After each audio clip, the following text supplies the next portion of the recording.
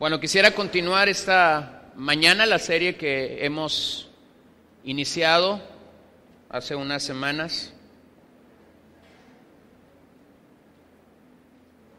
Posiblemente recibiste un bosquejo equivocado, ya sea del jueves o de la semana pasada. Entonces, si es tu caso, asegúrate que el tema de esta mañana, el antiguo siervo de Dios, está sobre la parte central de tu bosquejo.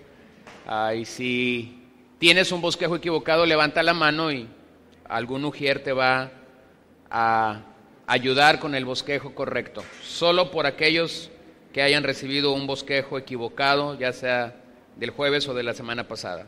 Pero lo que queremos compartir esta mañana tiene que ver con el antiguo siervo de Dios. Y lo que yo quisiera hacer es nuevamente ir a las Escrituras y reconciliar esta situación o esta batalla a la que muchos cristianos han llegado a creer o hemos llegado a ser presas de creer que básicamente, como lo mencioné la semana pasada, es como si Dios fuera el polo positivo, como si Satanás fuera el polo negativo y estuvieran pugnando una lucha donde a veces pareciera ser que Satanás gana, a veces pareciera ser que Dios gana. Entonces quiero reconciliar eso ante un tema de las Escrituras, en el cual las Escrituras no callan.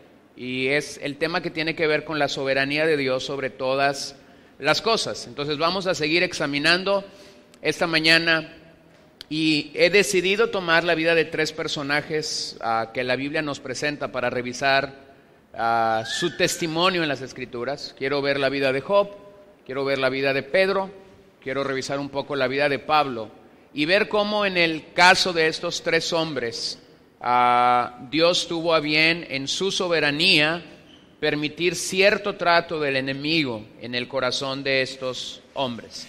Antes de llegar a eso, quisiera que revisáramos rápidamente algunos casos donde a veces pudiera haber cierta confusión. La semana pasada yo ya hablé acerca de qué es lo que pasa con un creyente en Cristo y hemos dicho que los creyentes en el Señor, aquellos que han nacido de nuevo, no pueden ser poseídos por Satanás. No puede haber en una congregación de santos que han nacido de nuevo lo que en nuestros días se conoce como endemoniados. O sea, pueden venir personas poseídas de fuera y pueden venir y entrar aquí, pero eso no significa que son cristianos. Nosotros los evangélicos tenemos un problema. Nosotros los evangélicos asumimos que cuando una persona viene a la iglesia es cristiana. Entonces, a veces suceden cosas medio chistosas, ¿no? Viene alguien que ni sabemos cómo se llama, pero ya le decimos hermano. ¿Les ha pasado ver eso? Ahora, ¿a quién nosotros podemos llamar hermano? Bueno, hermandad de acuerdo a la Biblia sería que una persona, dos cosas, que tú reconoces que has sido lavado por la sangre de Cristo y eso te hace ser un hijo de Dios. Segundo, que tú reconoces que otra persona ha sido lavado con la sangre de Cristo y eso lo hace a él un hijo de Dios y por eso es que yo lo puedo llamar hermano o hermana. ¿Sí? Entramos en esa dinámica. Pero nosotros de repente vemos a alguien que va llegando, no sabemos cuál es su condición, no sabemos si hay frutos dignos de arrepentimiento y ya le etiquetamos o ya le pusimos el nombre hermano. Entonces, quiero revisar rápidamente antes de llegar a nuestros tres personajes principales, algunos casos donde lo que la Escritura te presenta no es gente endemoniada, sino es gente que Dios juzgó. Entonces vamos a revisar rápidamente esto. Mi primer caso es el rey Saúl. Y usted se acordará que la Biblia nos dice en el capítulo 16 del primer libro de Samuel que un espíritu malo de parte del Señor atormentaba al rey Saúl. Un espíritu malo de parte del Señor atormentaba al rey Saúl. Ahora, usted recordará que el rey Saúl venía en un proceso de declive. Venía en un proceso donde, este no era el hombre que Dios había elegido. Dios estaba gobernando a la nación a través de jueces. Samuel es el último juez, profeta de la nación. Y el gobierno de Dios, entonces en aquellos días era la teocracia. Dios realmente estaba gobernando y estaba usando a Samuel para traer esta dirección. Pero sucede que Israel vio cómo los gobiernos de las naciones vecinas se conducían. Entonces, la nación vio que los pueblos, las naciones alrededor de él tenían reyes, y ellos dijeron, nosotros también queremos un rey. Entonces, cuando tú ves que Saúl aparece en Israel como rey, este no es el rey que Dios puso, este es el rey que la nación quiso. Es decir, fue un rey a la medida de la nación, no fue un líder o no fue un rey a la medida de Dios. Por cierto, si lees correctamente la biografía de Saúl, te vas a dar cuenta cuáles eran sus calificaciones o sus cualidades, y vas a encontrar que una de las razones por la que Saúl fue rey es porque era el hombre más alto. No había uno más alto que él. ¿Te habla de espiritualidad eso? ¿No? Tú puedes tener al hombre más fuerte por fuera y ser el hombre más débil por dentro. Tú puedes tener al hombre más alto por fuera y ser un enano en su corazón. Entonces, a partir de ese momento, lo que nosotros comenzamos a ver en la vida de Saúl es la biografía de un hombre que básicamente no quiso nada con Dios, se rebeló a Dios, desobedeció a Dios, nunca se sometió al consejo de Samuel, quien lo había ungido como rey. Mostrándonos, y luego Dios viene y dice que básicamente un espíritu malo del Señor venía y lo atormentaba. ¿Qué es lo que este pasaje significa o quiere decir? Simple y sencillamente nos muestra que no hay manera alguna, escucha esto, no hay manera alguna en la que un demonio haga algo si no tiene el permiso de Dios. No hay manera alguna en la que un solo demonio, uno solo, haga algo si Dios no le da la autorización, si Dios no le da el permiso de hacerlo. Entonces, que diga la Biblia que un espíritu malo vino de parte del Señor para atormentar al rey, lo que significa es que un demonio había recibido el permiso de Dios para atormentar a Saúl. Y usted recordará, cuando él era atribulado por este demonio, entonces David tocaba el arpa y había quietud en la vida de Saúl. Sin embargo, también recordará que en cierta ocasión que David fue y tocó el arpa, Saúl se alteró y quería, o más bien le lanzó, ¿verdad?, una lanza. Y nosotros comenzamos a ver ciertas cosas donde Saúl perdió el control de su propia vida, en alguna ocasión hasta quedar desnudo, asesinó sacerdotes que en algún momento ayudaron a David, consultó a una ocultista, un pasaje muy manoseado en nuestros días, un pasaje donde se dicen cosas que no son ciertas, pero que no tengo el momento de llegar ahí esta mañana. Pero de una cosa estoy seguro: Dios no perdió aún el control cuando Saúl fue con esta mujer. Dios tenía el control. Y finalmente Saúl se suicidó. Entonces lo que tú tienes aquí es a un hombre recibiendo el juicio de Dios. Eso es lo que tú tienes allí. La segunda historia o personaje que quiero destacar es Judas. Y lo que tú ves en Judas Iscariotes es la traición satánica. Cómo es que Judas, al igual que Saúl, fue juzgado por Dios. Mira, Judas estuvo allí al igual que los otros apóstoles. Judas vio los mismos milagros que vio Pedro y que vio Juan. Judas escuchó el mismo sermón del monte, escuchó las mismas parábolas, estuvo en los mismos acontecimientos que el resto de los apóstoles que tú y yo conocemos estuvieron. ¿Qué es lo que hace diferente a Judas? Judas rehusó arrepentirse. Y lo que la Biblia nuevamente nos dice es que Dios lo entregó a Satanás. Nuevamente lo que tú tienes ahí es el juicio de Dios. El juicio de Dios. Y cuando el juicio de Dios se da sobre la vida de Judas, es entonces que la Biblia te dice que el enemigo entró a Judas. Es decir, el enemigo llenó los pensamientos de Judas, empujó su voluntad para que él fuese el instrumento de iniquidad. Simple y sencillamente el instrumento de iniquidad para que finalmente Jesús fuera al Calvario. Ahora yo te pregunto algo. ¿Estaba en la agenda de Dios que Jesús fuera al Calvario? Sí. Judas no lo llevó al Calvario, hermanos.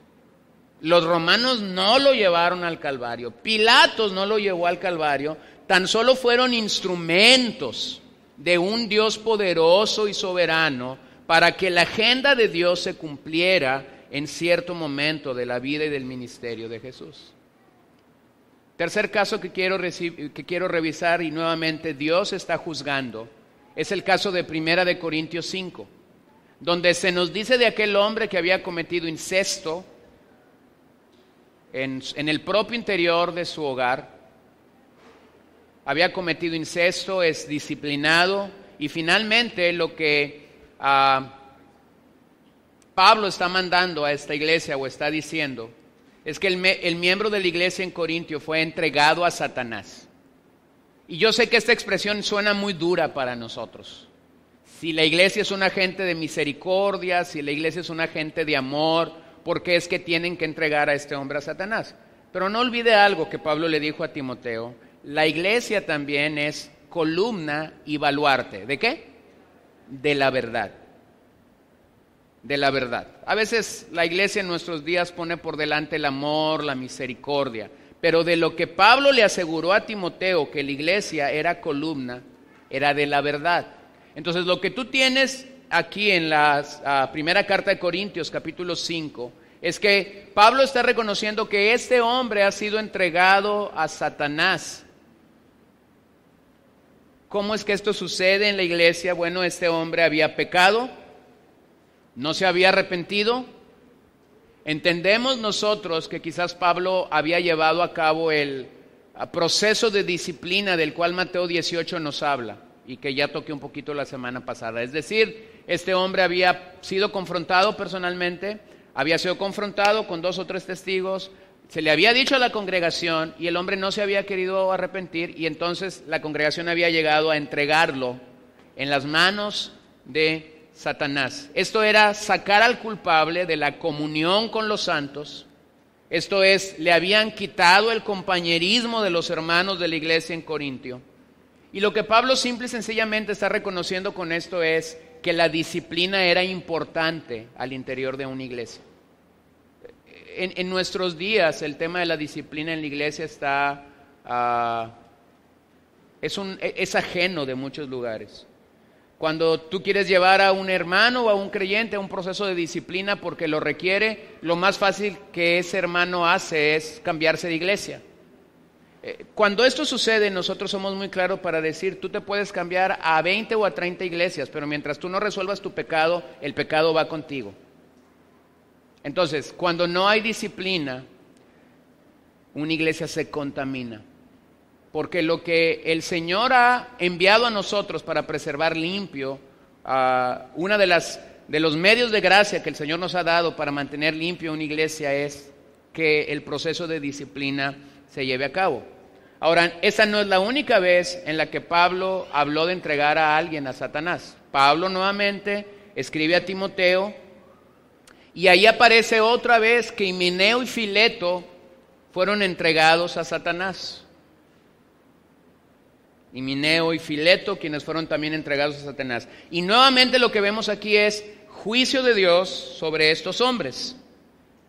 El pasaje ahí de Timoteo 1 del 18 al 20 te dice que el propósito con el que estos hombres fueron entregados a Satanás es que aprendieran a no blasfemar. Que aprendieran a no blasfemar. La excomunión de la iglesia tiene como propósito algo correctivo. Cuando se disciplina a una persona, hermanos, no es porque quienes tengan el encargo de disciplinar, no lo hacemos porque nosotros queramos vernos bien y porque queremos ver mal a alguien. No lo hacemos porque creemos ser más espirituales que otros, lo hacemos porque es un mandato de parte del Señor. Y porque nosotros estamos en este proceso de poder ser el agente de Dios para este día. Pero la disciplina tiene como propósito restaurar a un creyente a su verdadera relación con Dios y con el Dios de la iglesia. Entonces lo que Pablo está diciendo de Himeneo y Fileto es: los hemos entregado a manos de Satanás para que aprendan a no blasfemar. Es decir, el propósito de Pablo era algo correctivo. Al enviarlos de regreso al mundo, lo que Pablo está diciendo es algo como esto: si verdaderamente Himeneo y Fileto han sido salvos, vamos a dejar que Satanás los abofetee un poco para que esto provoque en sus vidas ver su pecado y ver su maldad, y entonces ellos van a correr de regreso a casa. Pero si son entregados al estilo del mundo y Satanás los abofetea y los lacera y ellos no despiertan a la realidad espiritual, lo único que eso nos comunica es que nunca Himeneo y Fileto fueron salvos, a pesar de venir a la iglesia por X cantidad de años. Escuché predicar a un hombre por internet en la semana, o por línea en la semana. Es creo que como la cuarta o quinto año consecutivo que lo escucho predicar en la misma conferencia a pastores. Y curiosamente él ha terminado sus últimas 5 veces de la misma manera, llamando al arrepentimiento y diciendo: tú puedes estar aquí y no ser salvo. Y eso te parecería raro en una conferencia que reúne 3.500, 3.800 pastores de 60 naciones distintas. Sin embargo, eso tan solo te deja ver una realidad. Nosotros podemos asumir muchas cosas que no son reales, y entre una de esas que podemos asumir es que por estar involucrados en liturgias o en vida religiosa todos somos salvos.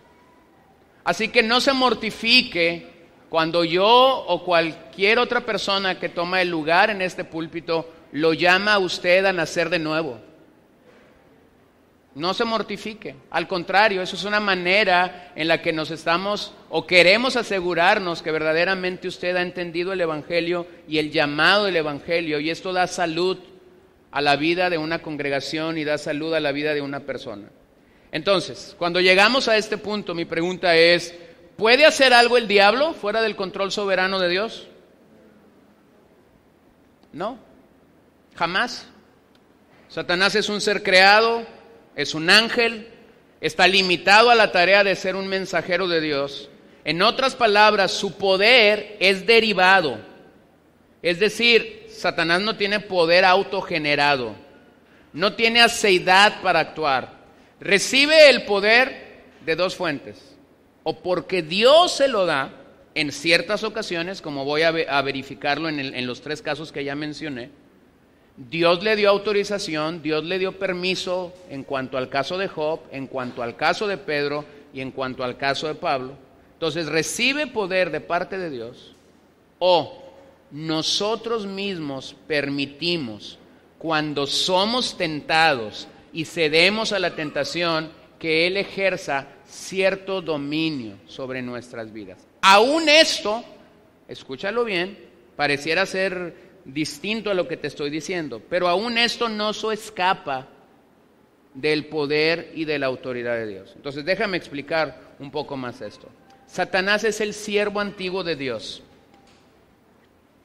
y él puede fungir como un instrumento en las manos de Dios.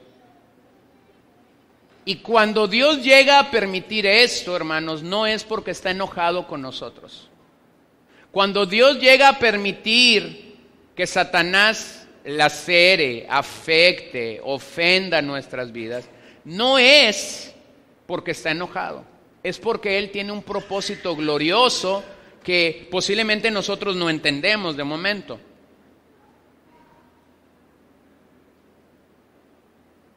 Hace creo que unos años se puso de moda o se puso de boga una canción que hasta que yo supe que estaban haciendo la crítica a esta canción, la fui y la escuché, no la había escuchado. Posiblemente tú la has escuchado y es más, ni siquiera me acuerdo cómo se llama la señora que la canta, pero dice algo así como que yo le arrebato a Satanás todo lo que me quitó, me quitó mi familia, me quitó esto, tuve que ir a ella porque escuché a un predicador salir y decir: yo no tengo nada que arrebatarle a Satanás, porque Cristo ya lo venció en el Calvario, punto. Se acabó. Lo que quiero decir con esto es que muchas veces nosotros, cuando asumimos este tipo de cosas, ponemos esta perspectiva a la que yo me refería al principio. Polo positivo Dios, polo negativo Satanás, y como que hay una competencia. Y si nosotros vamos a estar firmes en nuestra nueva vida en el Señor, tenemos que reconocer y tenemos que entender, Dios no está peleando nada con Satanás. Él ya venció a Satanás. Ciertamente nosotros estamos involucrados en una batalla espiritual y la Biblia es muy clara en cuanto a esa batalla, es muy clara en qué nos manda a hacer. Vean esto como algo glorioso. En algún tiempo éramos hijos del diablo, éramos hijos de Satanás, pero esto ya no es así. En otro tiempo éramos parte del linaje del diablo, pero ahora pertenecemos a un linaje divino. Y como tal nosotros tenemos que reconocer la soberanía y el poder de Dios. Mira lo que dice Primera de Pedro, capítulo 1, verso 5. Mediante la fe, ustedes son protegidos por el poder de Dios para la salvación que está preparada para ser revelada en el último tiempo. En el último tiempo. Entonces, ¿qué sucede cuando soy atacado? ¿Qué sucede cuando soy afectado por Satanás? ¿Qué sucede cuando yo estoy siendo atacado? Porque no negamos que esto sucede. ¿Qué es lo que sucede? Sucede que mediante la fe, mediante creer en lo que la palabra de Dios me dice, yo puedo ser protegido del poder de Dios. Por el poder de Dios. Pero esta parte final del versículo es maravillosa. Para la salvación que está preparada para ser revelada en el último tiempo. Hermanos, llegará un día donde el Señor en un instante resolverá los grandes temas que tanto perturban a nosotros en nuestra sociedad. Y en este ajuste que Dios hará en el día final, las fichas que han estado fuera del lugar se van a poner en el lugar de una manera correcta. Entonces nosotros vamos a poder reconocer que la salvación completamente revelada viene de parte de Dios. Y luego Primera de Juan 5:18, que creo que ya mencionamos, sabemos que todo el que ha nacido de Dios, ¿no qué?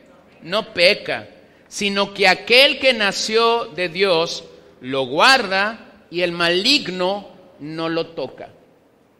O como Juan capítulo 10 dice, nadie nos puede arrebatar de su mano.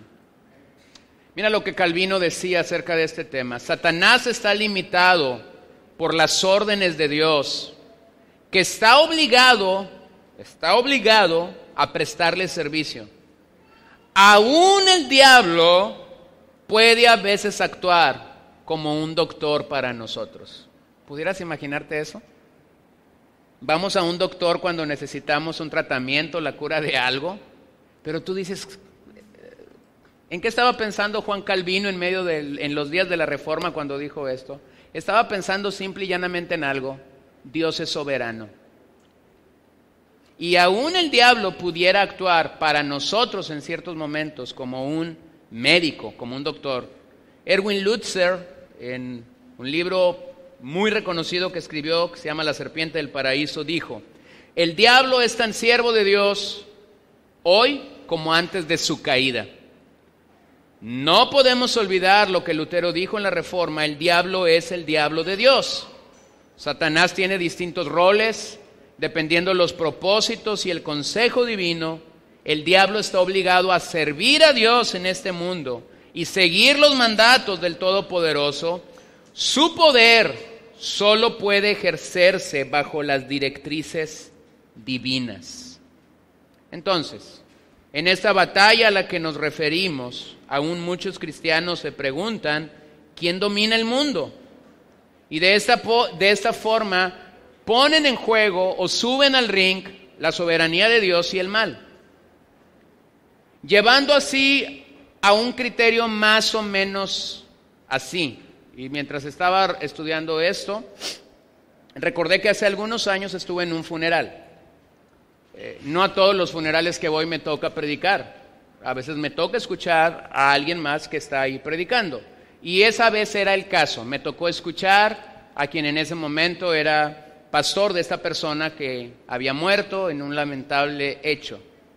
Y voy a introducir lo que él dijo, no como algo que valido, sino como algo a lo que estoy rotundamente en contra de lo que él dijo. Él dijo lo siguiente: Dios tenía un plan para este hermano. Hasta ahí iba bien, porque Dios siempre tiene un plan. Él tenía un plan para su propia vida. Bueno, y lo tercero dijo, Satanás tenía otro plan y el que ganó fue Satanás. Yo no sabía qué hacer, si llorar, gritar, porque la gente le dijo amén. Y entonces todo su mensaje estuvo desarrollado no para glorificar a Cristo ni a Dios. Aunque usted no lo crea, cuando alguien tiene este criterio de que si yo pongo a pelear a Dios y a Satanás y el que gana es Satanás, entonces ¿tú a quién crees que está glorificando su mensaje? Él puede decir 1000 cosas de la Biblia y del Señor, pero a alguien que lee el mensaje, lo que tú estás haciendo simple y sencillamente es exaltando el poder de Satanás. Entonces, hay 4 posibilidades a las que yo llego que puedes tener. Uno, es decir, que debido a que el mal existe, muchos concluyen que Dios no está controlando el mundo. Y por eso tenemos gente diciendo, bueno, si Dios está controlando el mundo, ¿por qué está el coronavirus ahorita de moda? Si Dios está controlando el mundo, ¿por qué hay tantos niños en África muriendo? Si Dios está controlando el mundo, ¿por qué hay tanta trata? Y comenzamos a sacar todos los males sociales y comenzamos a sacar todas las enfermedades. Y si Dios está controlando el mundo, ¿por qué Hitler mató a tantos judíos? Comenzamos a sacar estas preguntas que el hombre en su naturaleza cree que con esto puede derribar el gobierno y la autoridad de Dios. Entonces muchos concluyen, Dios no está controlando el mundo porque el mal de alguna manera está permeando. Lo segundo es que como príncipe de este mundo es el diablo quien produce todo el mal que sufrimos. Y eso suena hasta cierto momento, suena como algo correcto. Si la Biblia lo coloca como el príncipe de este mundo, entonces todo el mal que sufrimos es producido por él. A ver, vamos a detenernos ahí. Si usted va en un barco y ese barco está en peligro de hundirse y a usted le dicen, nos vamos a ahogar, póngase su chaleco salvavidas, más aquellos que no saben nadar, porque si no se lo pone, se puede ahogar. Si a mí me dicen eso, yo me pongo 2 chalecos, no me pongo 1, y me preparo. Pero sucede que otro no se pone nada, se va al agua, y entonces por falta de responsabilidad comienza a culpar a Satanás debajo del agua. Y entonces tenemos esta gente que culpa a Satanás de todo. Yo he ido con gente que íbamos, por ejemplo, a compartir el evangelio a X lugar. Y resulta que no le echó gasolina a su carro, porque entendió que si la obra era buena, entonces el Señor lo iba a llevar. Y a medio camino se le agota la gasolina o empieza a tener problemas con el carro. ¿Y a quién cree que le echa la culpa? Al diablo. Una llanta ponchada puede ser una negligencia. No viste la llanta, no tenía aire, o agarraste un clavo, no lo sé, pero entonces todo se lo acomoda, todo lo malo que nos sucede, se lo acomodamos a Satanás. Lo tercero es que los hombres en el nombre de Cristo deberíamos controlar todas las cosas. Y entonces falsos maestros de la Biblia dicen algo como esto: es que no has aprendido a controlar todavía las cosas, te falta fe. Te falta discernimiento espiritual, pero el día que aprendas vas a poder controlar todas las cosas. Mentira. Yo conozco a uno de estos herejes que dice que él se va a morir cuando él se quiera morir y que él no se enferma y que su familia no se enferma. Y resulta que tenía una cruzada ahí en Obregón, aquí cerquita, y tengo un tío médico. Tenía una cruzada donde estaba hablando de sanidad y milagros. Pero resulta que la hija se le enfermó estando en la ciudad. Paró en un hospital y el médico que la atendió era mi tío.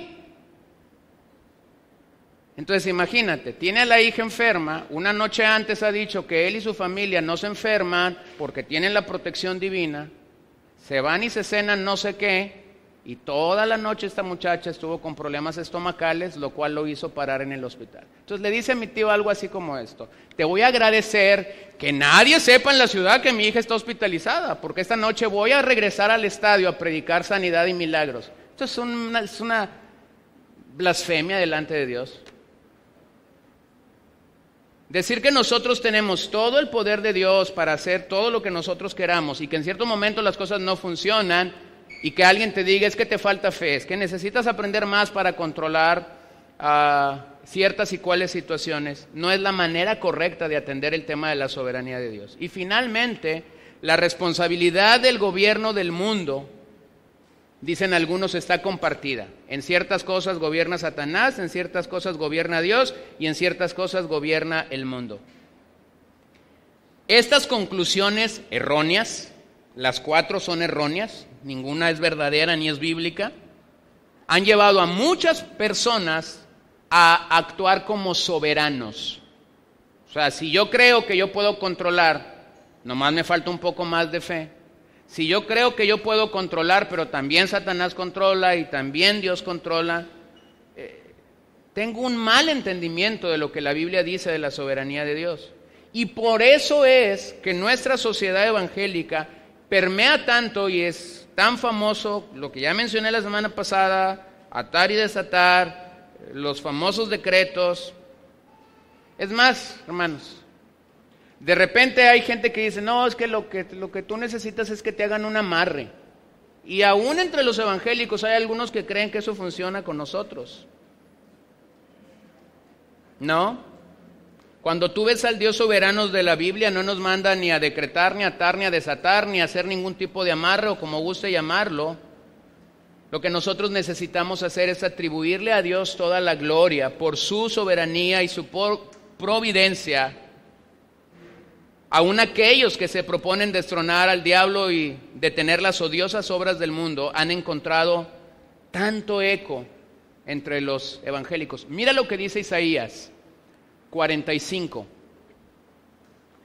Isaías 45, versículos 6 y 7.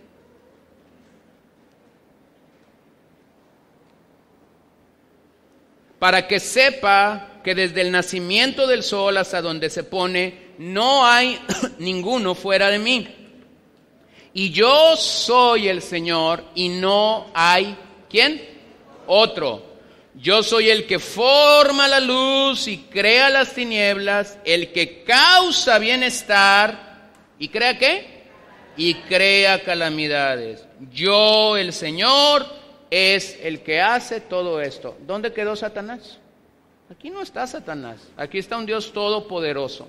Aquí está un Dios soberano que está diciendo, nada se me ha escapado de la mano. No hay un cabo suelto. No hay una sola pieza del rompecabezas que yo no estoy colocando. Entonces, lo que nosotros necesitamos entender posiblemente es lo que los teólogos han llamado mal amoral y mal moral. Lo que los teólogos han llamado mala moral son los torbellinos, terremotos, tsunamis, sequías, diluvios, pestilencias, epidemias. Y todo esto está en el control de Dios, pero sin pecado. Todo está en el control de Dios, pero sin pecado. A lo que el mal moral se refiere es a todas acciones pecaminosas y dañinas de los seres humanos. El asesinato, el robo, la blasfemia, cualquier situación de ilícitos, es lo que el mal moral se refiere. Entonces, lo que nosotros verdaderamente tenemos que hacer es tener cuidado de no reemplazar a Dios y hacer a un lado su soberanía. Eso es lo que tenemos que tener cuidado. Y lo he dicho muchas veces, cuando se nos da aviso de que va a haber un huracán, por ejemplo, el Señor no nos manda a reprender el huracán para que no nos llegue. ¿Quién formó el huracán? Dios. No es nuestra oración orar para que el huracán no golpee mi casa. Ahora, démonos cuenta de algo. Nosotros, y voy a usar el huracán porque es una zona de huracanes aquí, ¿no? De repente se nos avisa, comienza a llover y toda la gente está tratando de cuidar lo que es suyo, y es normal. Pero dense cuenta de algo. Nuestras oraciones, aun cuando se nos avisa que un huracán va a llegar, son sumamente egoístas. Usted no está pensando muchas veces en la gente que vive fuera de la ciudad y que tiene una casita de cartón. Usted está pensando en su casa. Usted está corriendo a las ferreterías a comprar cinta canela y plásticos y guardando y cubriendo. Yo he pasado por algunas casas cuando pasa esto, ¿no? Y donde las ventanas son una cruz. Y yo me imagino a pensar que si los que viven ahí son cristianos, se avientan oraciones así como que el huracán vea la cruz, Señor.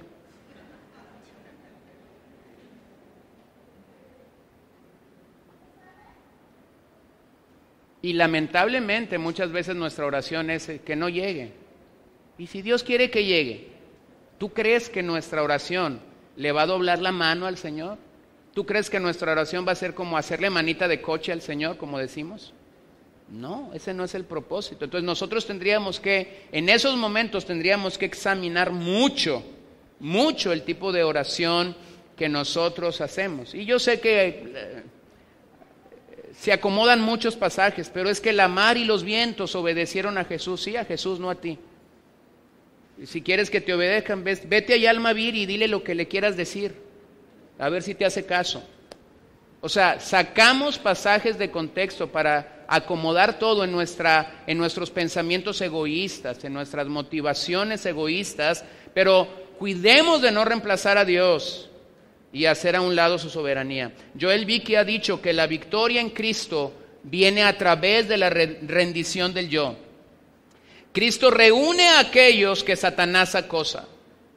Él cobija en sus brazos a los creyentes y les dice: querida oveja, Satanás podrá lastimar tus talones, pero yo he herido la cabeza de Satanás por ustedes a través de mi muerte y resurrección y por medio del juicio. O sea, entendámoslo.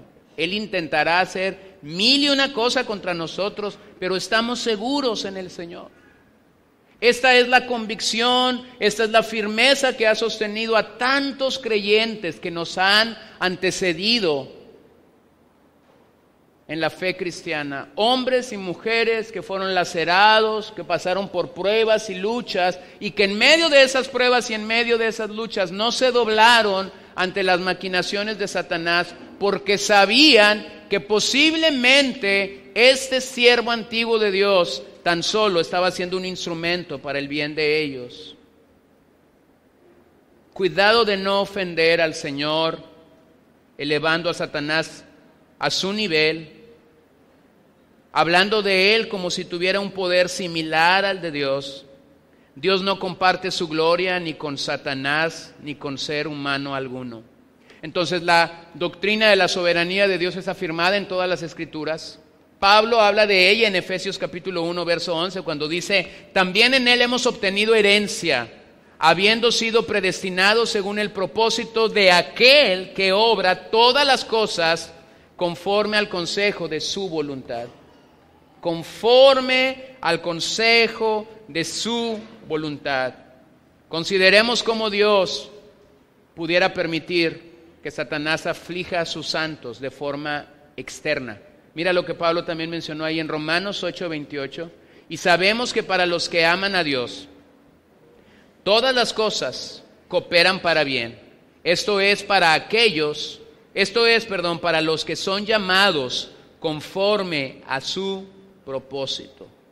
Muchos creyentes batallamos o batallan en reconciliar cómo algo aparentemente malo puede repercutir en algún beneficio espiritual para nuestras vidas. Y la razón por la que no reconciliamos esto es porque no entendemos que Satanás realmente es un siervo de Dios. No está actuando de su propia voluntad, no está actuando a través de su propio poder, pero es un siervo de Dios. Entonces Dios pudiera usar cualquier circunstancia para formar a Jesús en la vida de los creyentes, ya que Él es soberano y siempre está obrando en su voluntad. Entonces, de acuerdo a este pasaje, ¿cuál es el mejor bien que un creyente pudiera tener? Porque ahí está el asunto. Muchas veces no entendemos esto porque no entendemos cuál es el mejor bien o el mayor bien que un creyente pudiera tener. El mayor bien que un creyente pudiera tener es ser más como Jesús. Ese es el mejor bien. No es una mejor casa, eso el impío lo puede tener. No es un mejor carro, eso un impío lo puede tener. No son mejores vacaciones, eso cualquier impío lo puede tener también. El mejor bien para un cristiano es que el día de mañana yo me parezca más a Jesús. Que la siguiente semana yo sea más como Jesús que como soy ahora. Que el próximo año, si yo vivo, yo me parezca más a Jesús. El olor que yo pueda dar a otros sea un olor grato acerca de Jesús. Y para que eso suceda, a veces Dios tiene que operar en circunstancias que para algunos de nosotros pudieran ser gravosas. Que para algunos de nosotros pudieran ser circunstancias que nos duelen, que nos afectan. No estamos hablando que no sea así. Pero Dios se pudiera valer de cualquier circunstancia para que la persona de Jesús fuese formado en nuestras vidas. Entonces, pensemos en 3 hombres, que es a lo que quería llegar, y vamos a pensar primero en la vida de Job. Ahora, observen una línea, tanto en Job, en Pedro, como en Pablo. Ambos pasaron por circunstancias o momentos difíciles. Observen una cosa, ninguno ató, ninguno decretó, ninguno amarró, ninguno canceló ninguna cosa en el cielo, ninguno. Vamos a ver qué es lo que ellos hicieron, porque esto es lo que sí está en la Biblia. Todo lo demás es lo que el hombre ha querido acomodar a la Biblia. Entonces veamos primero a Job, capítulo 1, abran sus Biblias allí. Job, capítulo 1, y vamos a leer del verso 7 al 12 para entender Job es un drama épico. Vamos a entender el drama. En la historia de Job, ahí encontramos la historia quizás más clásica, más esplendorosa, de cómo Dios permite que su siervo Satanás aflija a un santo. Y ese concepto teológico es llamado teodicea, es cómo Dios permite que los justos pasen por momentos de sufrimiento, de dolor. Entonces ve ahí lo que dice Job, versículo 7. El Señor preguntó a Satanás, ¿de dónde vienes? Entonces Satanás respondió al Señor, de recorrer la tierra y de andar por ella. Número 1, lo que tú ves en escena aquí es, así como alguien que trabaja tiene que pasar chequeo, tiene que checar su entrada, es como si Satanás está viniendo a rendir cuentas diarias a Dios. Y él le pregunta, ¿de dónde vienes? Vengo de transitar por la tierra, de andar por ella. Verso 8. Y el Señor dijo a Satanás. ¿Quién dijo? Dios, no Satanás. ¿Te has fijado en mi siervo Job? Observe eso. ¿Quién inicia la prueba para la vida de Job? ¿Satanás? No, Dios. Dios es el que pregunta. No es Satanás diciéndole, oye, yo vi allá en la esquina de... No, es Dios. Verso 8, seguimos ahí. Porque no hay ninguno como él sobre la tierra. Vean el concepto que Dios tenía de Job. Es un hombre intachable y recto, temeroso de Dios y apartado del mal. Y inmediatamente Satanás respondió al Señor, ¿acaso teme Job a Dios de balde? ¿No has hecho tú una valla alrededor de él, de su casa y de todo lo que tiene por todos los lados? Fíjense lo que le dice Satanás, ¿no? ¿No has levantado un muro de tal forma que yo ni siquiera me le puedo acercar para hacerle algo? ¿Acaso no lo has guardado? Hermanos, cuando tú ves este pasaje, tú puedes reconciliar lo que Juan 10 dice, nadie te arrebatará de mi mano. O sea, el Señor está guardando a los suyos. El Señor está guardando la vida de los que Él ha salvado. Tal y como dice Satanás aquí, hay una valla. El Señor ha levantado una línea de tal forma que el enemigo no se puede aproximar a nosotros si Dios no se lo permite. Y luego le dice, has bendecido el trabajo de sus manos y sus posesiones han aumentado en la tierra. Ahora aquí viene el plan de Satanás en el verso 11. Pero extiende ahora tu mano y toca todo lo que tiene y verás si no te maldice en tu misma cara. Entonces el Señor dijo a Satanás: todo lo que él tiene está en tu poder, pero no extiendas tu mano sobre él. Y Satanás salió de la presencia del Señor. Es como dijera, ya le traía ganas, por fin me voy a poder pasar la valla y voy a poder hacer todo lo que yo quiera. Y surge siempre la pregunta, ¿cómo podemos reconciliar entonces o justificar la tragedia de un inocente hombre como Job? Por eso es que nosotros decimos que Job en este pasaje es básicamente... ¿Me ayudas? Job es básicamente en este pasaje una víctima, la víctima inocente del encuentro entre Dios y Satanás. Es decir, mientras eso está pasando en el cielo, Job ni siquiera se imagina aquí en la tierra a dónde es que Dios en su infinita voluntad y soberanía está queriéndolo llevar. Y así sucede con nosotros. Por eso la Biblia nos dice que ninguno podemos jactarnos del día de mañana. Hoy estamos bien, mañana estamos enfermos. Hoy hay bonanza, mañana no la hay. Hoy estamos en victoria, mañana nos pueden derrotar. Hoy nos sentimos tan seguros y resulta que mientras dormíamos nos vaciaron la casa.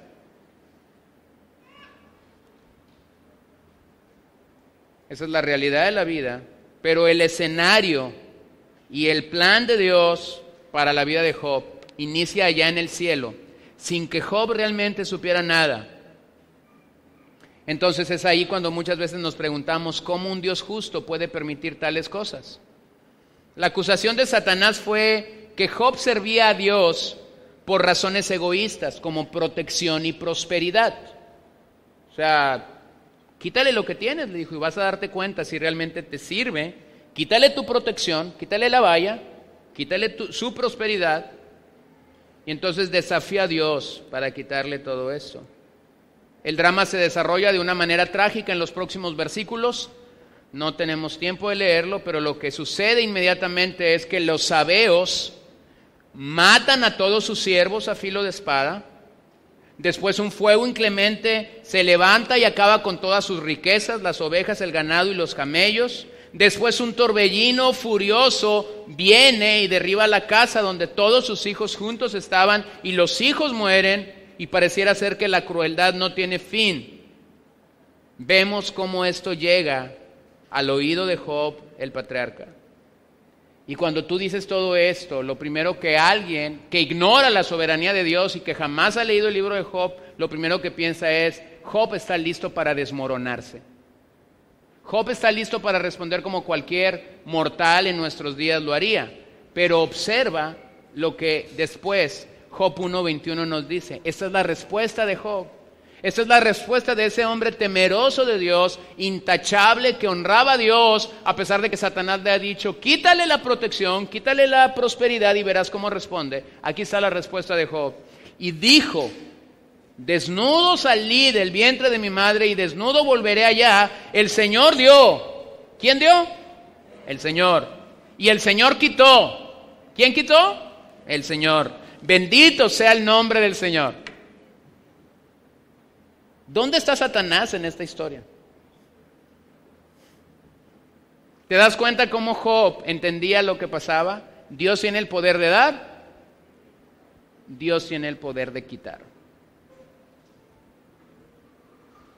Satanás tan solo fue el instrumento en esta historia, ejecutor de un plan mayor que podemos no entender. Yo coincido con eso, podemos no entenderlo. Pero ahora Satanás, cuando esto ha sido quitado y ha visto la respuesta de Job, entonces Satanás lo que dice es, bueno, ya le quitó su protección, ya le quitó su prosperidad, falta una sola cosa que podemos quitar, su salud.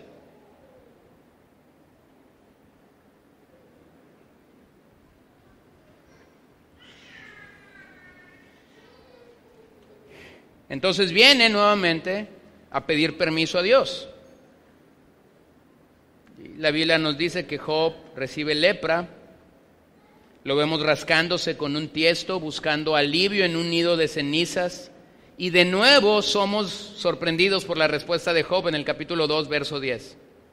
Pero él dijo, hablándole a su esposa, porque su esposa le ha dicho, Job, ¿que no te das cuenta? Rechaza a este Dios del cual tú dices adorar y servir y muérete. Y ve la respuesta de Job. Pero él dijo, hablas como habla cualquier mujer necia. Pregunta, ¿aceptaremos el bien de Dios, pero no aceptaremos el mal? Si te gusta subrayar la Biblia, este es uno de esos pasajes que debería estar subrayado o marcado. En todo esto Job no pecó con sus labios. Mujer, ¿qué te está pasando? ¿Recibiremos tan solo el bien de parte de este Dios y el mal lo rechazaremos? Ahora piensa en las tres cosas: protección, prosperidad y salud. Tres cosas que cualquier mortal quisiera, ¿no es así? Tres cosas que cualquier persona con 5 sentidos quisiera: ser próspero, tener salud y tener la protección divina. Sin embargo, tú puedes tener esas tres cosas y estar muy lejos de Dios.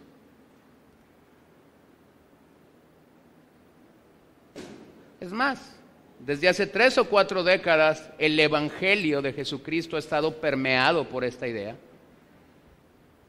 En muchos círculos, lo único que el Evangelio de Cristo te ofrece es salud, prosperidad y protección. Pero cuando vas y abres la Biblia te das cuenta de algo. Aquí está un hombre al que se le quitó esto y mantuvo su fe en Dios.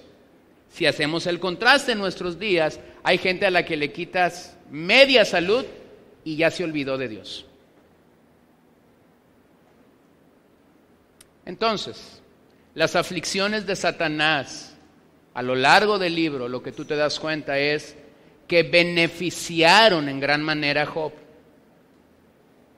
Y lo mismo sucede con un creyente genuino que pasa por aflicción y que pasa por pruebas. Un creyente genuino que es afligido, un creyente genuino que pasa por situaciones angustiosas y difíciles, va a madurar en el Señor quizás como no había madurado en toda su vida. Va a crecer en el Señor quizás como no había crecido en toda su vida y va a buscar de una manera clara y nítida bendecir y reconocer el nombre de Dios como quizás no lo había hecho. Ahora quiero que reconozcas algo. Job aún en este momento del libro no sabe por qué está sufriendo y tampoco sabe por qué el cielo ha guardado un silencio sepulcral delante de su caso. No lo sabe. A él no se le ha sido mostrado. Miren ahí en Job 2:3. Y el Señor dijo a Satanás: ¿te has fijado en mi siervo Job? Porque no hay otro como él sobre la tierra. Es un hombre intachable, recto, temeroso de Dios y apartado del mal. Él todavía conserva su integridad, a pesar de que tú me incitaste contra él para que lo arruinara sin causa. Puedes seguir leyendo el libro.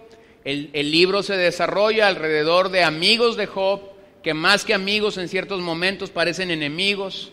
Le quieren, es algo así como aquellas historias que usted y yo hemos escuchado de la policía judicial en este país.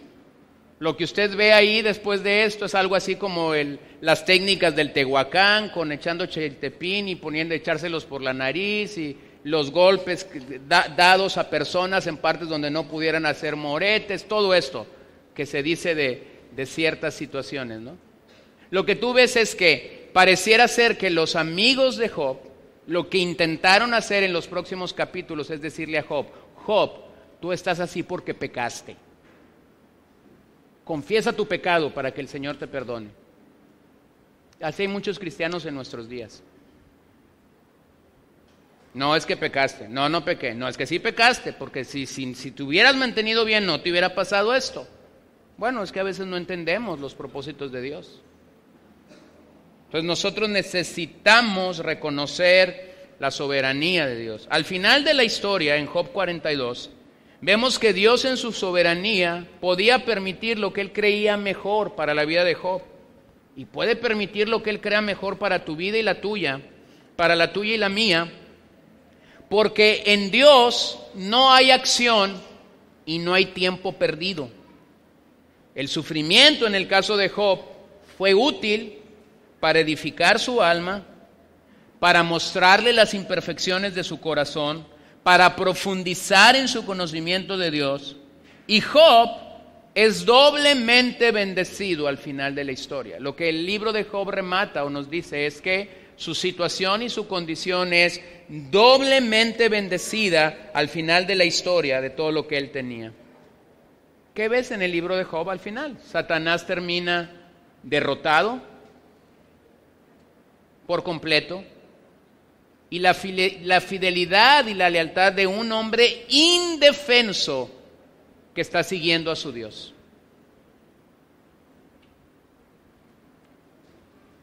Creo que lo que el libro nos permite entender es que no hay hombres poderosos que están derribando o destruyendo al enemigo.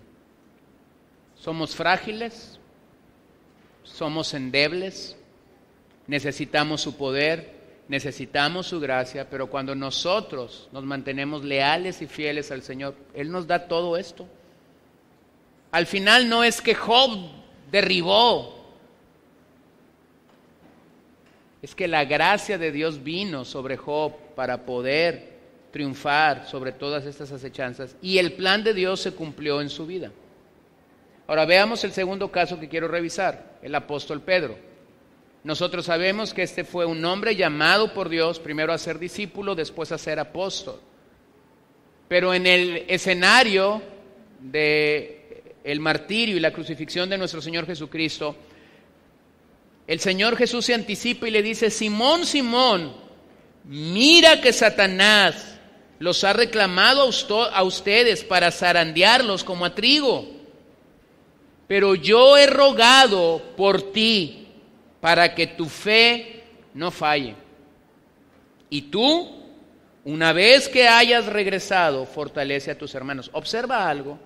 Jesús sabía que la fe de Pedro era tan endeble que cuando Satanás viene y dice: los voy a zarandear, lo que el Hijo hace es orar al Padre y entonces en su oración le dice: Señor, fortalece la fe de Pedro.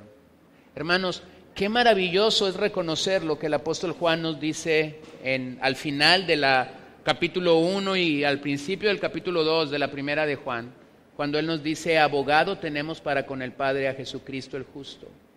Qué maravilloso es poder saber que así como Jesús oró aquel día por Pedro para que su fe fuese fortalecida, en cada momento de angustia, en cada momento de lucha para ti y para mí, hay un intercesor. Jesucristo está llevando a cabo su sumo sacerdocio delante del Padre, a la diestra de Dios Padre, intercediendo por nosotros. Entonces, cuando tú y yo estamos siendo zarandeados, cuando tú y yo estamos siendo abofeteados por Satanás, hay alguien que está orando por ti y por mí. El mismo Hijo de Dios. Y entonces en esos momentos de lucha, en esos momentos donde nosotros podemos sentir lacerados, ten confianza. Él está clamando, Él está gimiendo al Padre para que tu fe y mi fe puedan ser fortalecidas. Entonces vemos aquí que aún la sacudida de Pedro, esto que Satanás estaba diciendo, quería zarandearlo, lo que quiero que veas es: Dios siempre es más fuerte.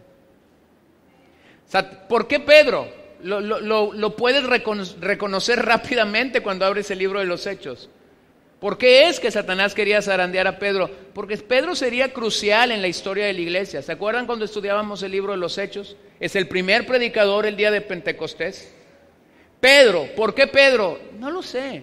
A lo mejor no era el más calificado, a lo mejor no, si hubiera sido votado nadie lo hubiéramos votado. Pero Pedro abre la puerta para que los judíos entraran al evangelio. Hechos capítulo 2. En Hechos capítulo 8, Pedro abre la puerta para que los samaritanos entraran al reino. Luego cuando Pablo va a Éfeso, Pedro abre la puerta para que los efesios entren al reino. Luego en casa de Cornelio, Pedro abre la puerta en Hechos capítulo 10 para que los gentiles entraran al reino. Pedro fue un hombre clave en el libro de los Hechos. Sin embargo, antes de que esa historia se desarrollara, Satanás está diciendo, yo quiero zarandear a Pedro. ¿Qué pasó aquella noche? Jesús le había dicho, Pedro, me vas a negar antes de que el gallo cante. Lo que los evangelios nos dicen es que esto pasó, Pedro lo negó, pero también los evangelios nos dicen que Pedro lloró. ¿Se acuerdan cómo? Amargamente. Me encanta cuando uno de los evangelios dice que cuando el gallo cantó, sin que nosotros podamos a lo mejor reconciliar o considerar ese escenario, pero cuando el gallo cantó, la mirada de Jesús y la mirada de Pedro se encontraron. Y permíteme decirte que cada vez que la mirada de Jesús y la mirada de un creyente que ha fracasado o fallado delante del Padre se encuentran, mi querido hermano, su mirada es una mirada de gracia.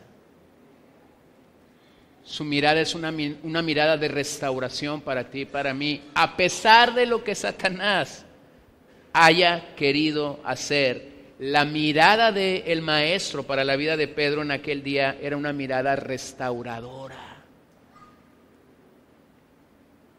Y posiblemente cuando tú y yo somos zarandeados por el Señor, lo primero que Satanás va a intentar o tratar de decir a nuestras vidas es que la mirada de Jesús, en vez de ser una mirada de gracia, va a ser una mirada de juicio. Pero entonces qué maravilloso es saber que Pedro aprendió varias cosas de esa sacudida. Mira lo que primera de Pedro 1, 6, 7 dice. Han pasado los años, Pedro está escribiendo a los expatriados, a quienes han salido de Palestina por causa del reino, y ve lo que él les dice, en lo cual ustedes se regocijan grandemente, aunque ahora por un poco de tiempo, si es necesario, sean afligidos con diversas pruebas, para que la prueba de la fe de ustedes, más preciosa que el oro que perece, aunque probado por fuego, sea hallada, que resulta en alabanza, gloria y honor en la revelación de Jesucristo. ¿Qué aprendió Pedro cuando él fue zarandeado por Satanás? Yo encuentro que aprendió tres cosas que nosotros debemos asumir o debemos aprender. No podemos mantenernos firmes por nuestra propia fuerza o por nuestra propia cuenta. No hay manera de resistir los embates de Satanás en nuestra propia fuerza. Lo que un embate de Satanás, lo que un ataque de Satanás debería provocar en la vida de un verdadero creyente es que caigamos de rodillas delante de Dios y digamos, oh Señor, sálvame. Lo que un verdadero ataque debería provocar es similar a lo que pasó con Pedro cuando el Señor lo había hecho caminar sobre el agua y él se siente hundir. ¿Se acuerdan cuál fue el grito desesperado de Pedro? Sálvame, que perezco. Mi hermano, no somos fuertes. Tumba de tu cabeza eso. No somos hombres ni mujeres de acero. Somos débiles, somos frágiles. El Evangelio llega a nuestras vidas para descubrir no a un campeón, no a un gigante que está dormido, como algunos dicen. El Evangelio llega a nuestras vidas a revelar cuán miserables y cuán pecadores somos. Y cuando yo puedo reconocer que esta es mi condición, entonces en medio de la batalla espiritual puedo decir, Señor, clamo a ti, necesito de ti, sálvame que perezco en medio de esta situación. Lo segundo que Pedro aprendió es que en este pasaje nosotros observamos que Pedro estaba cumpliendo lo que el Señor le había permitido pasar. Dios había permitido que Pedro pasara por estos momentos difíciles, vergonzosos para él, para que en el futuro pudiera fortalecer a otros. Posiblemente la condición y la situación por la que Dios ha tenido a bien pasarnos tiene como razón que en el futuro tú y yo podamos fortalecer a un hermano en la fe.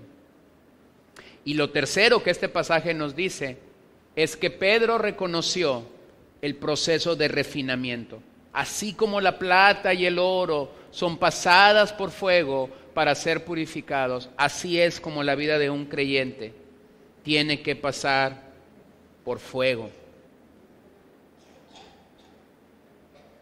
Pablo escribió a los Corintios y él dijo: no les ha sobrevenido ninguna tentación que no sea común a los hombres. Fiel es Dios. ¿Lo puedes decir conmigo? Fiel es Dios. En medio de todas nuestras tentaciones, querido hermano, fiel es Dios. Y Él no permitirá que ustedes sean tentados más allá de lo que puede soportar, sino que con la tentación proveerá también la vía de escape a fin de que pueda resistirla. En esos momentos de angustia, en esos momentos de dificultad, de momento el Señor extiende su misericordia a través de la vida de otro creyente. Cuando tú no estabas esperando que alguien llegara a orar por ti sin que tú lo pidas, esa persona llega y ora por ti y te dice algo como esto: yo iba pasando por aquí cerca de tu casa, como a 2-3 cuadras, y por algún motivo el Señor te trajo a mi memoria y no sé, ¿quisieras que orara por ti? Hermanos, ¿cómo negar la fidelidad de Dios en esos momentos? Cuando tú sabes que en medio de la angustia estás desesperado, anhelando que alguien te muestre gracia, bondad y misericordia de Dios. Y en esos momentos es cuando nosotros podemos decir: Dios es fiel. El tercer caso que quiero revisar para terminar es el caso de Pablo. Sí, el gran apóstol Pablo, este hombre que en Efesios 6 nos llama a tomar toda la armadura de Dios. Este hombre que a los corintios les dice: derribemos toda fortaleza y todo argumento que se levanta en contra del conocimiento de Dios. La vida de Pablo, y en especial este pasaje que vamos a considerar, vayan viendo ahí en 2 de Corintios 12, nos recuerda que el cristiano puede enfrentar limitaciones físicas. El cristiano puede enfrentar la muerte, la enfermedad, la crisis. Y la pregunta de muchos de nosotros en esos días oscuros es: ¿dónde estaba Dios el día que yo estaba sufriendo?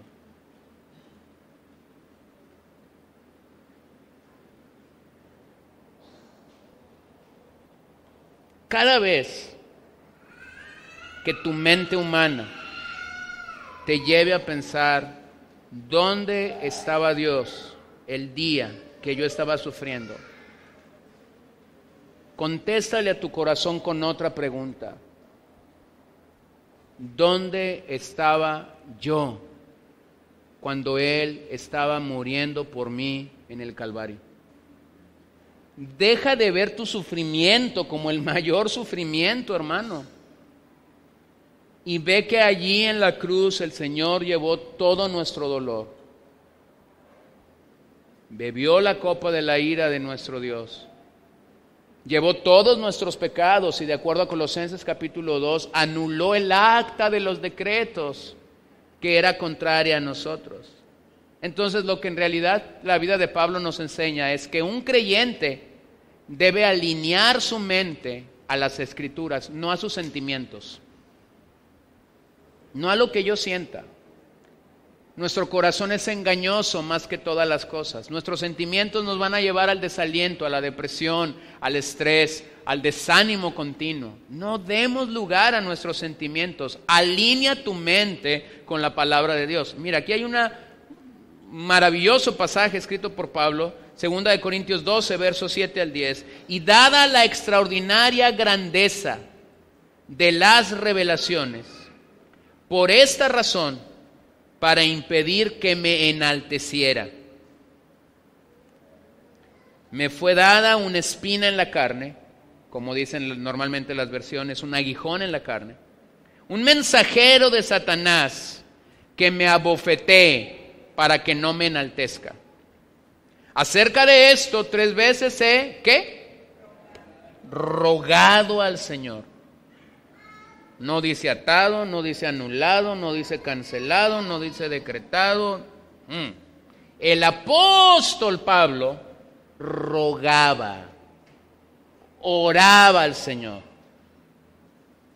El gran apóstol Pablo oraba y rogaba al Señor. Este hombre que está confesando que ha tenido una visión celestial, no se atrevía a hacer lo que muchos cristianos en nuestros días hacen como algo normal. No, él rogaba. Entonces, si tú crees que tu condición o tu situación espiritual está más óptima y mejor que la vida del apóstol Pablo, no hagas caso a lo que este pasaje dice. Pero aquí se nos dice que este hombre rogaba al Señor para que lo quitara de mí. Y él me ha dicho, te basta mi gracia, pues mi poder se perfecciona en la debilidad. ¿Qué le dijo el Señor que era suficiente para él? Su gracia. Por tanto, con muchísimo gusto me gloriaré más bien en mis debilidades para que el poder de Cristo more en mí. Por eso me complazco en las debilidades e insultos, en privaciones, en persecuciones y en angustia por amor a Cristo, porque cuando soy débil, entonces soy fuerte.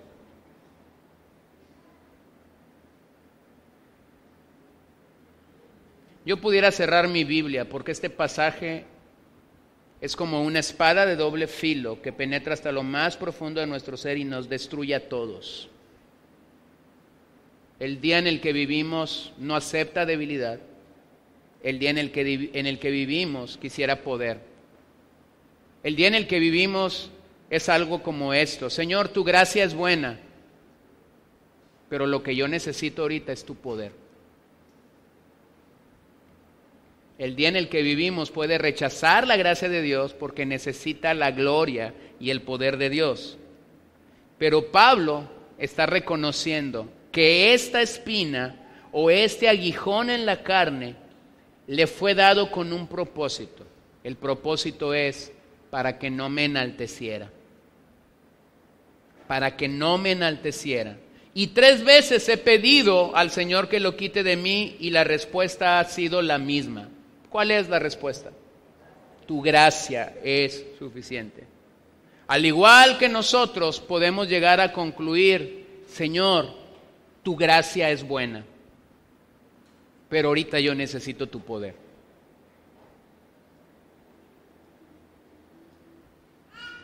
¿Has orado alguna vez así? Yo sí.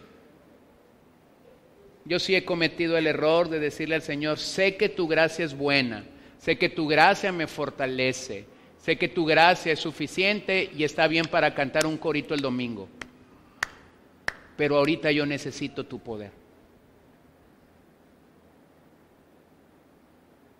Y no puedo reconocer en mi vida ningún momento en lo que yo oré eso y el Señor cambió poder por gracia.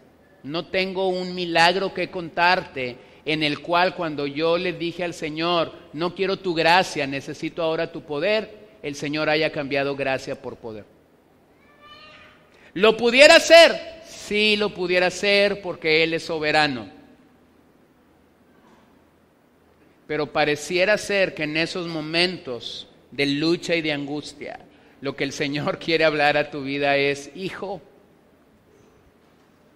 mi gracia es suficiente para ti. Oh, mi hermano, cantamos tanto de la gracia, oramos tanto de la gracia, pensamos tanto en la gracia, pero la mayoría de nosotros fallamos en medio de la angustia, cuando corremos a nuestro Señor y pedimos por poder, por fortaleza, por bondad. Y de nuevo el Señor nos dice, mi gracia es suficiente para ti. Esto me hace pensar en lo que Lutero dijo hace muchos años. Muchos han abrazado la teología de la gloria, pero han rechazado la teología de la cruz. Muchos queremos ver el esplendor de Dios, el poder de Dios, los milagros de Dios, pero no queremos vivir una vida crucificada. La teología de la gloria alimenta mi ego, alimenta mi capacidad para usar el poder de Dios, alimenta el querer resultados para mí mismo, y siempre esta teología está pensando y hablando de la victoria. Pero la teología de la cruz se caracteriza precisamente por una vida crucificada. Una vida que puede levantarse el día de mañana cuando todo está mal y puede decir: Señor, tu gracia es suficiente para mí. Pablo no declara en este pasaje cuál era su aguijón.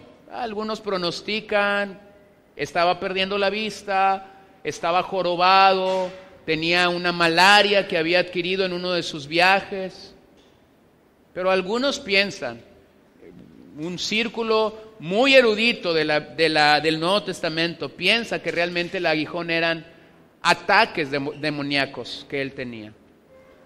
Ciertos momentos en los que Dios permitía que Satanás lo atacara y que despiadadamente él viniera sobre él. Y lo hacen por esta palabra que él usa: para que me abofeteara. La palabra griega se refiere a golpes de puño que hacen trizas los huesos.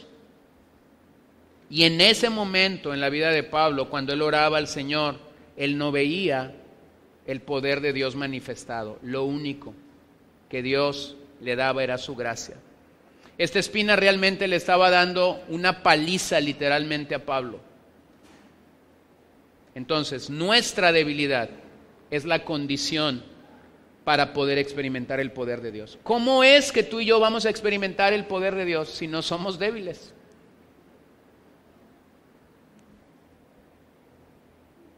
Para que un creyente verdaderamente experimente el poder de Dios en su vida, tiene que estar en debilidad.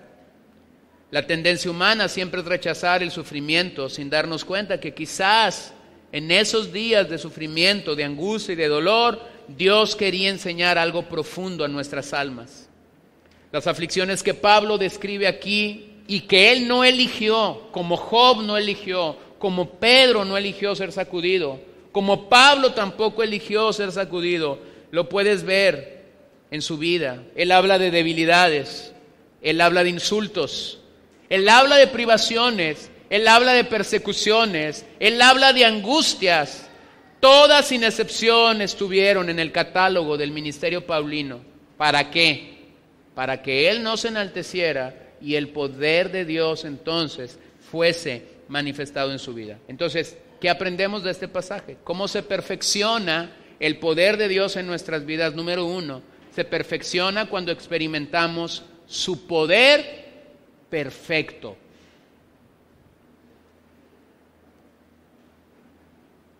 Nosotros somos perfeccionados en nuestras debilidades porque podemos experimentar su poder perfecto.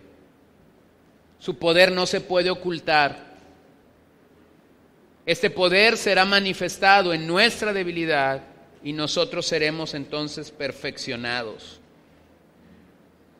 A menudo me daré cuenta, como Pablo se dio cuenta, que Dios cambia vidas, no solo circunstancias.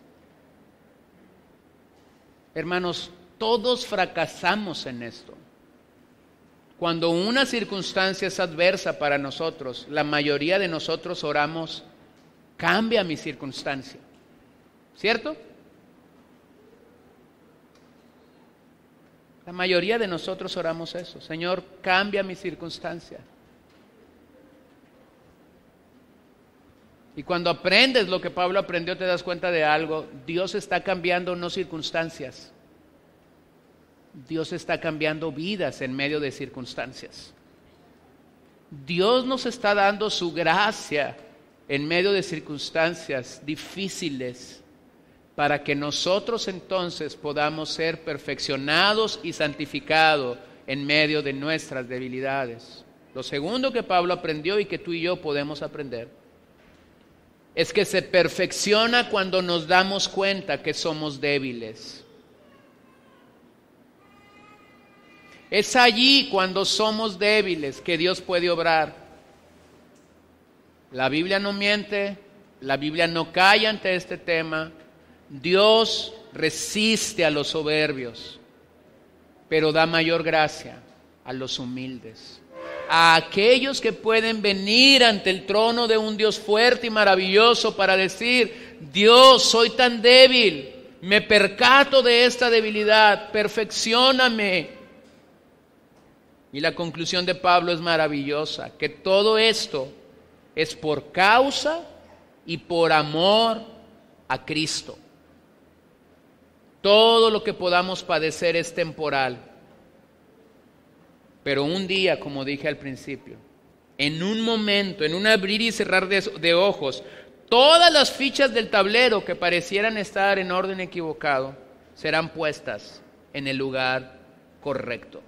De nuevo, Pablo no ató al mensajero del enemigo.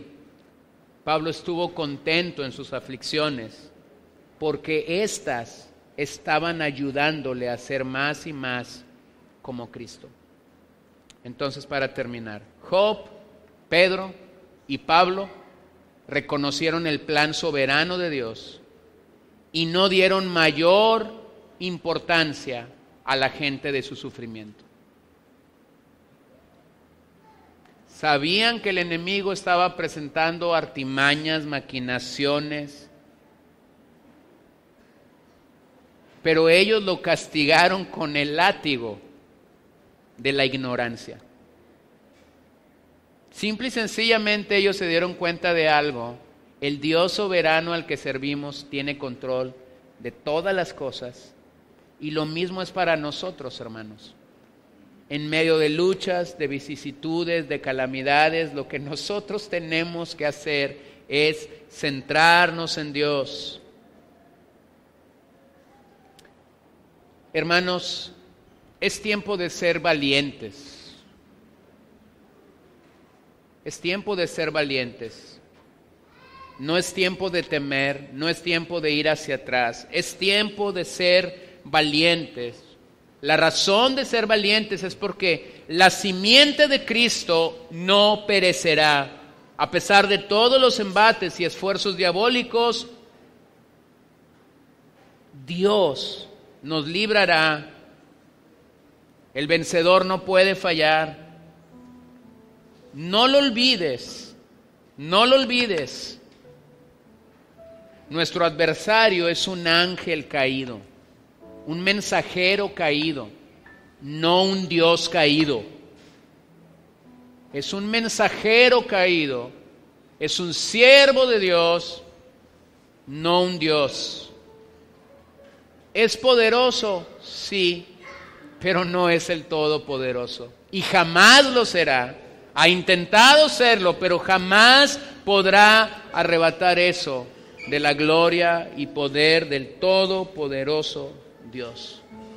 Un día nosotros podremos recordar estas palabras que Moisés dio a los israelitas cuando ellos estaban saliendo de Egipto. Pero Moisés dijo, Éxodo 14, 13, 14, pero Moisés dijo al pueblo: no teman, estén firmes y vean la salvación que el Señor hará hoy por ustedes, porque los egipcios, a quienes han visto hoy, no los volverán a ver jamás. El Señor peleará por ustedes mientras ustedes se queden callados. Oh, qué maravillosa promesa. Yo no tengo nada que decirle a mi enemigo llamado Satanás. Pero es que no estás viendo cómo él te está atacando. Mi hermano, a mí Dios me manda: cállate la boca. Confía en mi poder. Marcha, obedéceme, yo traeré mi salvación. ¿No les parece maravilloso confiar en un Dios soberano? ¿No les parece maravilloso que como Job podemos decir, desnudo vine y desnudo miré, sea el nombre de Jehová bendito? ¿No les parece maravilloso que como Pedro, cuando pasemos por angustia y debilidad, nosotros podamos voltear al cielo y podamos decir, Señor, te agradezco que ahora mismo puedo confiar que estás orando para que mi fe sea fortalecida? ¿No les parece maravilloso que en medio de la angustia y del dolor, como Pablo, podemos decir, Señor, quisiera tu poder, pero tu gracia me es suficiente? Y si tú has dispuesto darme tu gracia, yo estoy bien. La iglesia en nuestros días puede tener estos momentos donde aparentemente el sufrimiento y el dolor nos caracteriza, pero confía. Un día la iglesia sufriente será la iglesia triunfante delante del trono de Dios.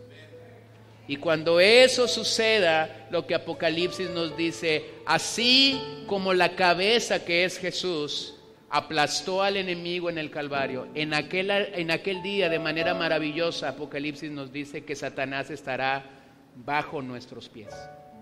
No es el día de hoy que esa palabra se va a cumplir. Es el día final.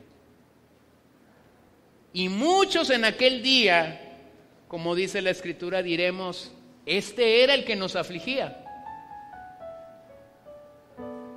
El Cordero vencerá. Y cuando el Cordero venza totalmente, entonces los que lloramos, reiremos.